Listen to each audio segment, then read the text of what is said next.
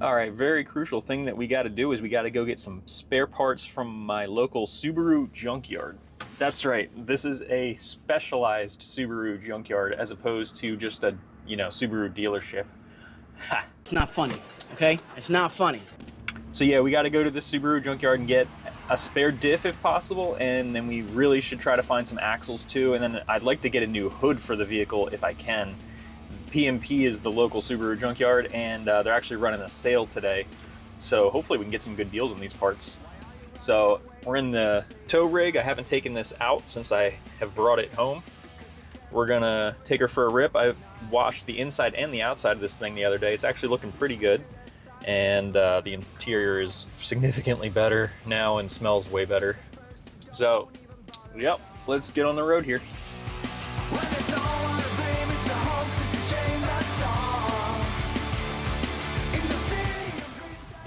Holy macaroni, I have tried to film this like 5 times now, and there's either issues with the video, the audio, or whatever. But anyway, this is going to be the final time. So we made out really good at PMP. We got the differential we need. This is a locking R160 differential. This is apparently a JDM one, but it's the same gear ratio. It's a 444, so we're good there. We got spare axles.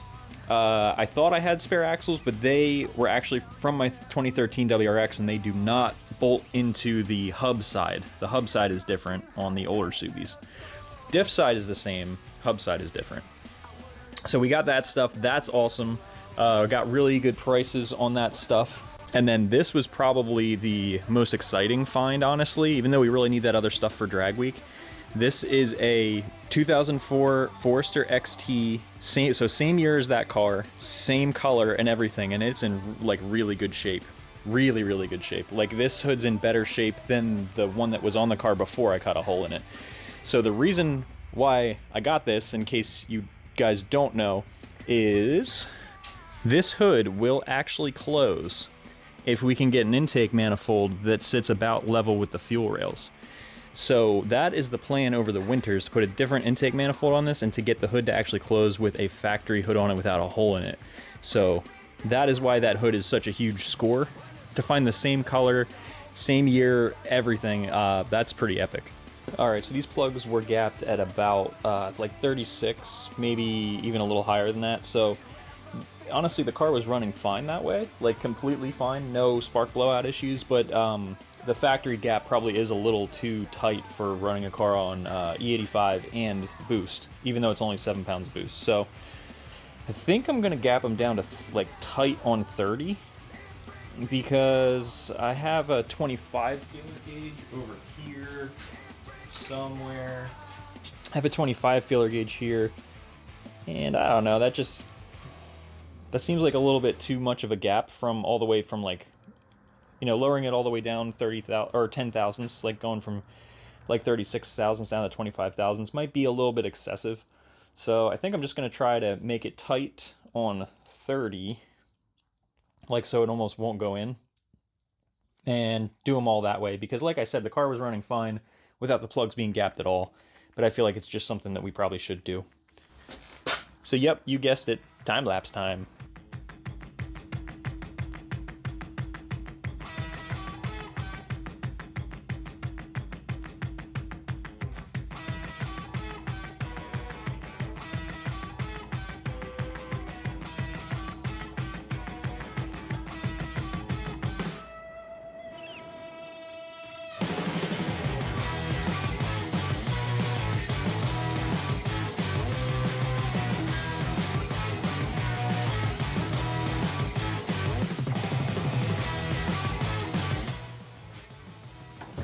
All right, second to last one.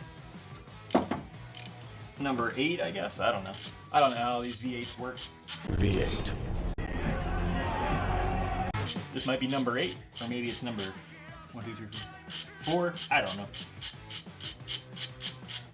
Second to last. I say second to last one because the very last one, I can't seem to get out with the stupid Moroso oil dipstick I have in this thing. So second to last one. Get you guys some spark plug gap ASMR action. Oh yeah, baby.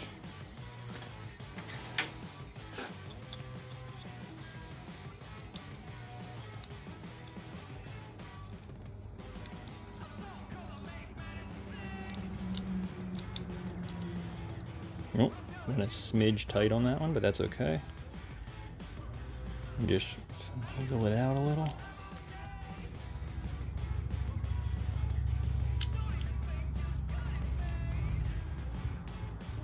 It's right where we want it, just so this 30 is nice and tight in there. Yep, it's good for me. All right, pop this boy back in, and then we'll do that last one. It's going to be a pain in the butt. Whew. So I have just been thrashing this weekend, getting ready for drag week between my car and my buddy Devin's car. We actually went over his house yesterday, and we did a little bit of work to his truck. We tried to help out as much as we could. We actually helped with putting a window net in his truck because he's now going to be going fast enough that he's going to need that. So we did that yesterday. We picked up the trailer, which was really cool of Devin to let me borrow that trailer. And today I've just been working on trying to get my list whittled down for the Forester. So we've got those extra set of roof racks that I said I was going to get. We got those all installed. So that makes me feel a lot safer about running more weight on the top there. We got the spark plugs gapped, as you guys saw. That's all done. We took a test drive with it. Drives great, drives fine. Earlier, I saved you guys a time lapse for this, but we took this piping off. We took this off, and we took this off here. And there was a couple of these pipes on this side that were not bead rolled because I was originally intending on welding them rather than using a silicone coupler. Like this was one of the joints where I was going to weld it. But I decided to just bead roll them for now, partly because of time, and then also partly because I'm going to be redoing this side of the cold piping at the very least, because once we do the different intake manifold, that'll kind of change this side up a little bit. It'll lower it, and so some of these joints that I was planning on welding, I would have been a waste of time. So we're gonna run the couplers for now. 7 pounds of boost really shouldn't be any type of big deal for just running these silicone couplers. This side over here, I want to take this off and just make sure everything's good under there.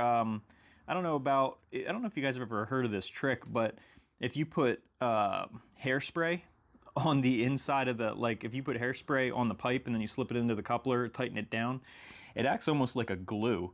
So when I put this together originally, I didn't do that.